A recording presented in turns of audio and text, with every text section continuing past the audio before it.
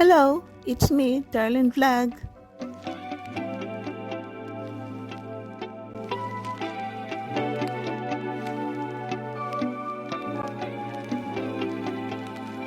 Hello mga katandims, ka-love teams, ka-jomcar, sa Kalingap. Kumusta na po kayo? Ito naman si Tita Darlene nagbabalik dito sa social media. Kahapon wala kong upload, wala kong live. Ngayon, nakaiga ako ng buong araw dahil sobra siguro sa pagod, no? Linalagnat po tayo. 38.5, 38.8. So napansin ko kanina, sabi ko kawawa naman yung YouTube ko, hindi gumagalaw. Wala pong pumapasok kahit $1. Kaya sabi ko, kahit isang sentabo, sabi ko, babangon na lang po ako at pipilitin ko maggawa ng content kahit short lang. So ito, dahil mabait ako, isa akong obedient, hindi ko na-reactionan yung photoshoot ni Carla dahil gusto ko 48 hours. So bukas, reaction na natin. Ang iba dyan, no, maraming nang nag-screenshot, gumawa ng mga reels, no, daming pasaway. Iba naman, after 24 hours, pero ako dahil gusto ko 48 hours, dahil gusto ko talaga yung yun bang malayo na ako sa time na schedule na upload ni Kalinga Prab. So itutuloy ko itong 100 episode kasi na-reaction na natin yung simula niya, no? Yung nasa Manila pa si Carla, wala pa, hindi pa nakasunod si Jomar, hanggang doon tayo sa airport, ano? Nag-live reaction tayo. So dito itutuloy ko po, no? Magpapakilig po tayo hanggang sa kaya pa natin. So dito, first day ni Carla, alam pa natin na sabi niya, wala siyang ligo, no? Tinutulak na si Papa Jom, oh, may kadyan na akong ligo, parang ganun. Pero kahit walang ligo isang babae, pag malinis, mabango talaga yan, no? Naamoy ko yan ng Jomcar, o talagang mababango sila. So dito, no, first din ni Carla, namasyal po sila. Saan ba sila pumunta?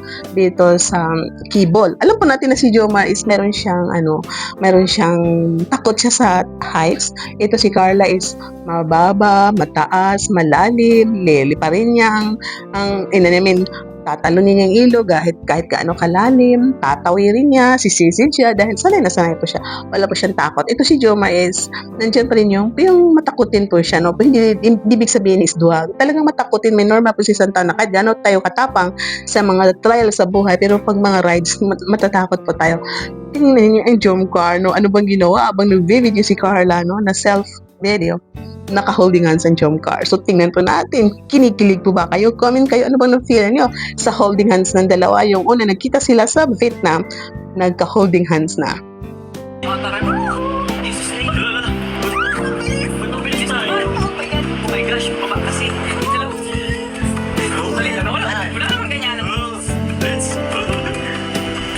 Grabe si Jackson! Uy, sabi, excited ang sumabon! Sorry. Okay naman, sorry. Pero ako kinakapan sa'yo. Biglang nakagitpa ako ba? Wow! Guys, ito na naman tayo! Jackson! Naku, okay ko! Marami ka na naman. Uy! Okay na tayo. Wow! Nag-iilog lang ka, no?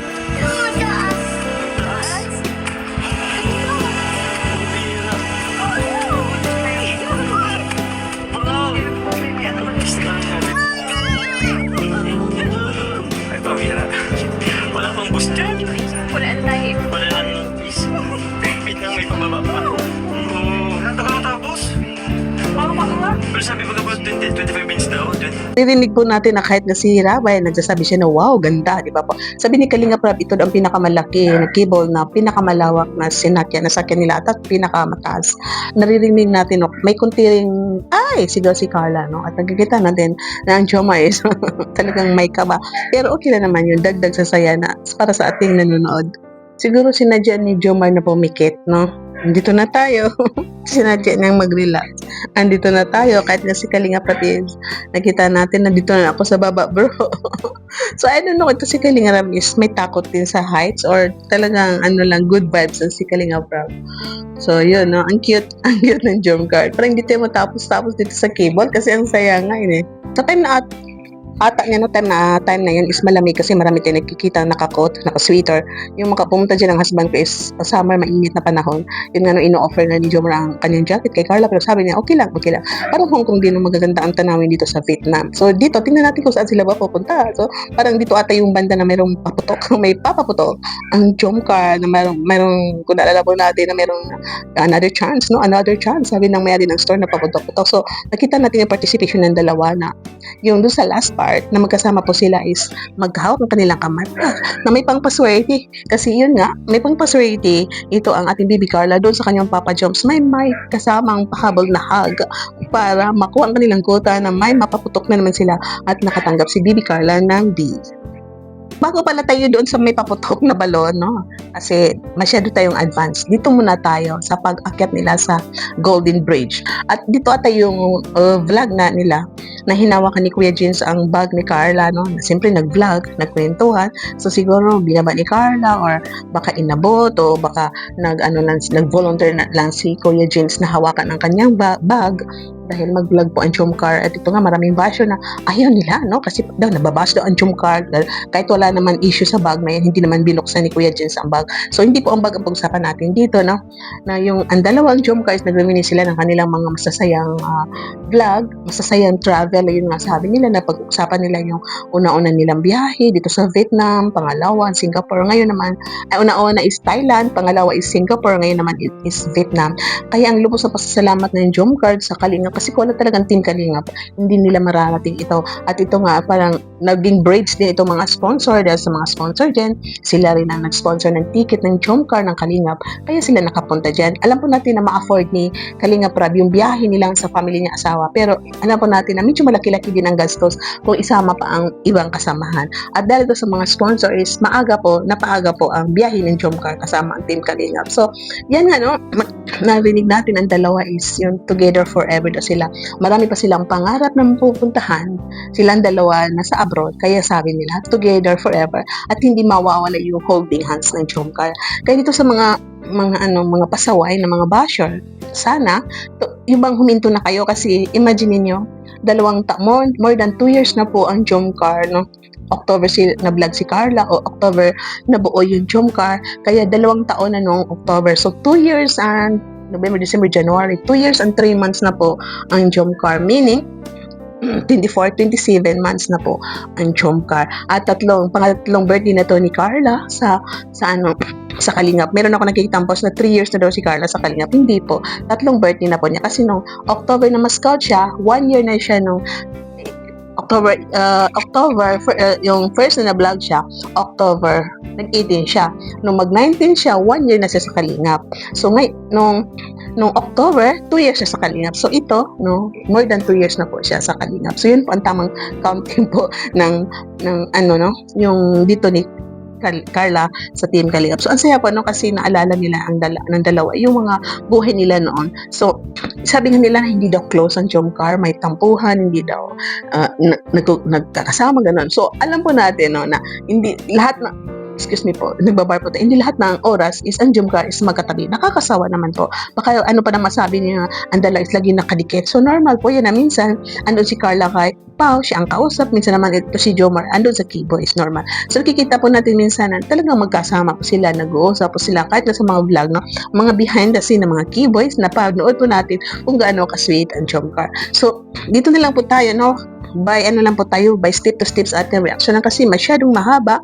Sa susunod naman doon sa Vietnam kung saan sila reaction na natin kasi baka mamaya magsawa kayo sa akin kakablabla dito dahil alam ko napanood niyo ito, masaya kayong napanood niyo ito, pero yun nga, dito hindi ko na reactionan, ipapakita ko na lang yung nagpaputok sila ng balon. Alam po natin na masaya po ang dalawa dahil nakamtam nila itong balon na paputokin at yung wish ni Jomar na makuha niya yung premium na ibibigay kay Carla is yun nga, nanalo ko siya at binigay kay Carla. So masaya po tayo. Shoutout po sa lahat, no? Shoutout sa lahat kay Kuya Pal at Vlogs, Kalingap Rab, ang Jomcar. Shoutout sa inyo. Kasama ko dito sa Caraba, mga supporters, mga sponsor, siyempre mga reactors, charity vloggers, at saka sa mga DPT ambassador. Shoutout sa Jomcar Fans for Life, Solid Jomar supporter, GC23 at Team Jackley. Shoutout po sa inyo lahat.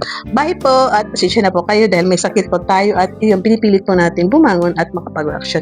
I love you all and see you in my next reaction video. God bless and keep smiling everyone.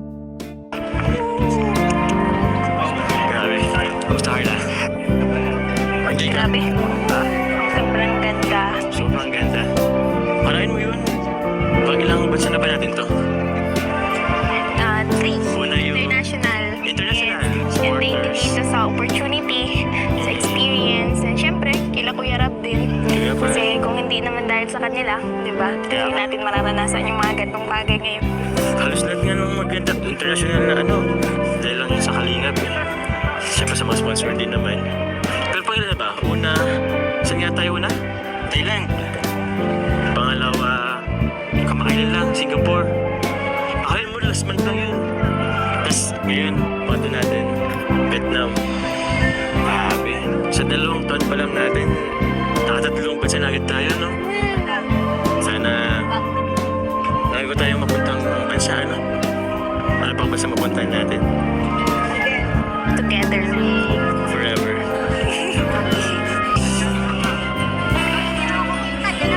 May pampalakas loob.